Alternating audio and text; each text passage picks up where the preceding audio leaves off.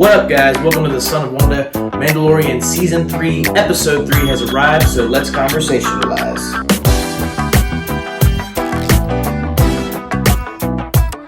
Alright, guys, so this episode was an entirely mixed bag of emotions for me. Because the beginning was phenomenal, and the ending was phenomenal, but the entire middle section of the episode was just kind of there. And it's disappointing because this is the longest Mandalorian episode to date. Almost an hour. And there's really not a whole lot to talk about in this really long episode of The Mandalorian. And that's, again, like I said, disappointing when you have this long of an episode in this series and there's not that much to say or talk about. Even with as much details as the last one had, being shorter, this episode being longer didn't have as much. That's disappointing. I feel like that is a genuine criticism. But the beginning of this episode picks up where the last episode left off, which was where Bo-Katan had just seen the mythosaur. And she's looking at the water, and you can tell that she's just in shock, but she doesn't tell Mando about it. Mando wakes up from almost drowning. He's like, hey, I'm redeemed. And she's like, yeah, that's great. Can we go now? And so they leave. Bo-Katan takes Mando on her ship back to Kalevala, which is where his End 1 is, which is where Grogu left it when he went to get Bo-Katan in the last episode. They head to the planet, and then some TIE interceptors show up. At first, Bo-Katan just thinks it's from an Imperial warlord that she's ticked off. The TIE interceptors, of course, then attack them. They have a really cool aerial battle. Mando jumps out of Bo-Katan's ship, free falls, then levitates himself with the jetpack in just enough time to where he doesn't hit the platform any harder than he needs to, then jumps in his N1, then takes out TIE interceptors. Then they fly through the mountains and they do this cool thing where Bo-Katan goes left, Mando goes right, and then she leads one of the interceptors into him, coming in and firing at it. And it's just, there's a lot of awesome moves in this aerial battle. I loved it so much. But just when you think they destroyed all the TIEs, you see some smoke on the horizon. Some TIE bombers bombed Bo-Katan's castle at Kalevala. And you can tell she's very emotionally hurt by this because she calls it her home. I didn't realize that it seems like she may have been raised on Kalevala, which I wouldn't have expected, but I guess that makes sense since she's been residing there. But the TIE bombers bombed it, and it's destroyed. And she's really angry at him, so she goes to fight him. She goes to try to destroy all of them. And then a swarm comes in. Mando sees him on his radar, like there's a ton of dots all heading for Bo-Katan. And he's like, Bo, you gotta get out of there. We have to leave. We have to retreat. And she's begrudgingly agrees, and they escape. So that's the intro of the episode. Intro. Really awesome, really captivating intro. I guess my only critique might be they left on such a high with the reveal of the mythosaur at the end of the last episode, but they really don't do anything with that in this episode. I know it's going to come up later, but still I wish they would have kind of ridden the high more from the last one. That's the intro of the episode. Then we move to Coruscant, which actually looks like Coruscant this time. Looks like Star Wars Coruscant, unlike Andor did. A day in the life of Dr. Pershing. Quite a few days in the life of Dr. Pershing, it seems. If you don't know, Dr. Pershing is the scientist from the first two seasons of Mandalorian who is trying to help Moff Gideon perform experiments with Baby Yoda, trying to clone his blood. In episode 4 of The Mandalorian Season 2, Mando, Cara Dune, and Greef Karga discover some cloning experiments, some failed cloning experiments at that, in a Imperial facility on Navarro. And Dr. Pershing was the one performing the experiments for Moff Gideon under his supervision. And apparently, after Dr. Pershing was captured at the end of the last season, he was brought to the New Republic and rehabilitated. Now he's working for the New Republic. Now he has a new life there. It's called the Amnesty Program. Interesting enough. And he finds the Imperial officer girl that was also in Season 2 of The Mandalorian, featured for like 2 seconds each, working for Moff Gideon, finding out new information for him to help find Baby Yoda. So we she hasn't been an important character at all. We've barely known her. And all of a sudden, these two pretty unimportant characters that I don't really care about are the leads in this episode. Pershing's story is the main story of this episode. Where it ends, it makes a lot more sense. Even still, though, I'm not really a fan that they did that. Because they didn't really do anything like dumb or just like, oh my gosh, why did you do that? I'm rolling my eyes. It was just more like unnecessary. Kind of the way I felt about some of the stuff in Andor, which was like, they're going about these people's lives, the characters that I just do not care about. Like, I feel like they could have shortened the story a lot more, and it still could have been just as effective. But instead, they decided to draw it out to make it the longest Mando episode, and it wasn't really worth it. But you go over this guy's, life on Coruscant. You see a little bit more of the Coruscant culture, and that I guess that is interesting. You see him develop a trusting friendship with this Imperial officer girl who has also supposedly been rehabilitated.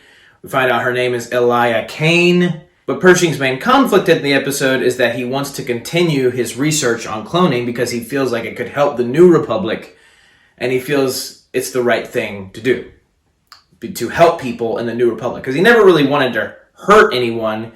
He seemed to be more forced into helping Moff Gideon than we were originally led to believe, against his will, of course. And so this whole episode, Elia Kane is trying to convince Pershing to continue his research for the good of the New Republic. She takes him to an old Star Destroyer that is going to be thrown in the scrap heap with a ton of equipment in this lab that he can use for cloning. So they get the equipment, they walk out, and sure enough, it was a setup. Elia Kane had Pershing take the fall for stealing the cloning equipment so she could take it for her own use. And my guess is the use of Moff Gideon because she's still likely working for him. That seems to be where they're going with this. And I see what they were doing about drawing out the episode, mainly because they're trying to convince you that she's his friend and that she's genuinely developed a friendship with him and that they're good now. And then sure enough, she sets him up. And the worst part is she ends up having him brainwashed by the end of the episode and nobody knows it. The ending of that arc was very interesting how it ended. Like, I was kind of seeing it coming. Like, it seemed clear to me, at least, that, oh yeah, no, something's definitely off. She's clearly still on the bad side. And I guarantee you she's working for Moff Gideon. Because it's interesting, they mentioned earlier in the episode that there were rumors that Moff Gideon had escaped New Republic custody. But then there were other rumors that he got a mind flare. And that's what they do to Pershing at the end of this episode. That's what the New Republic does to him. Because they think that he's gone back to his old bad ways now, even though the girl set him up, and that's not what happened. It seems like she was never even rehabilitated in the first place, at least by the end of this episode. So she allows him to experience the mind flare. So he's brainwashed, and now she can use the cloning technology or give the cloning technology to whoever she wants. And it's likely that Moff Gideon has escaped, or at least has some kind of influence even in prison still, which is a very interesting place to see him when we see him, so I am excited for that. But drawing out this episode the way they did, I just don't think worked. I think there was way too many times where it felt slow. They were trying to have funny moments, nice moments, and a few of them were like, okay, that was a little funny, but most of it was just kind of like, yeah, I don't really care about these characters, so I don't really care about what they're doing or that many nuances of it if it's not related to the actual plot. And in a way it was, because they're trying to build their friendship just so it surprises the audience more when she stabs him in the back later. But I don't know if that was entirely necessary. Then you get to the end of the episode, we go back to Bo-Katan and Mando. They've gone back to, I don't believe they've named this planet yet, but it's the planet that the Armorer and the rest of the Mandalorians of Mando's Creed were on at the beginning of this series when the giant crocodile monster attacked. And they go to the planet. Bo-Katan has not removed her helmet since she dived in to save Mando. in the living waters.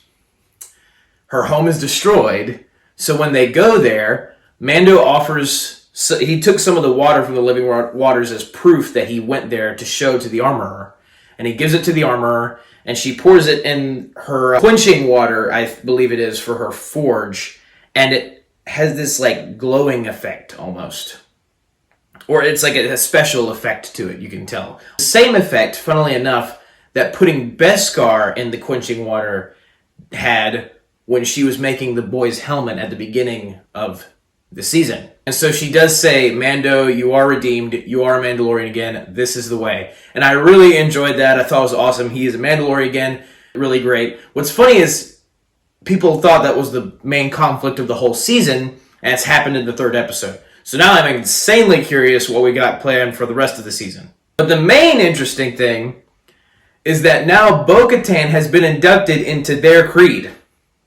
So the episode is titled The Convert. At first you think it might be Bo-Katan based on the way the episode begins. Then you think it might be Pershing because he's, rehabilitated himself. He's part of the New Republic. But then at the end of the episode it turns out to be Bo-Katan because she hasn't removed her helmet since she got out of the living waters in the mines of Mandalore, and thus is inducted into the Mandalorian creed because of the way their religion and that specific part of it works. And what's funny is that she seems to accept this. She has no objections. Because her home was just destroyed, she's really got nothing left except to be a part of this. That is very interesting, that they have allowed her to become a part of Mando's creed when she has despised their creed so much as of late.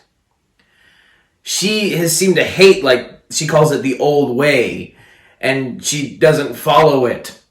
And she even says that to the armorer, but when the armorer explains that she bathed in the living waters and she hasn't taken her helmet off since, that she is now part of their creed, it seems kind of like whether she likes it or not, and she accepts that. Because the armorer says, you can leave whenever you want, but you're part of our creed now. And that is insanely interesting that she seems to accept that. Because to me, I feel like that is kind of a full arc now, where she found her place as the leader of Mandalore, but then she lost it. And she's kind of been aimless since then, trying to get the Darksaber back from Moff Gideon. Mando ends up getting the Darksaber all kind of by happenstance. It doesn't work out for her. So she feels even more aimless. She feels even more in despair because she feels she's failed her culture. And now she's finally found a place to belong after all of that. That is awesome. And I love the dynamic between Bo-Katan and Mando. I love their team up. Watching them work together is awesome. And so I'm really excited to see how that dynamic is going to work from here on out, especially now that she's part of the creed. The interesting thing is that she looks at the metal mythosaur skull sculpture in the armorer's forge, and you can tell that she's reminded of the mythosaur, and she's told no one that it exists. And I wonder why. I wonder why she's told nobody. I wonder why she didn't tell Mando. I am very curious to find out her motivations for not telling anybody about this insane creature that everybody thought was extinct, that everybody thought was just a legend, that is real, and is real then, there, and now. That is nuts, and I'm very curious and excited for all of that stuff. So the Mando and Bo-Katan stuff, great. That's why your show is titled The Mandalorian. The problem is, this episode is not about the Mandalorian largely. It's about Pershing, who ends up only being brainwashed by the end of the episode.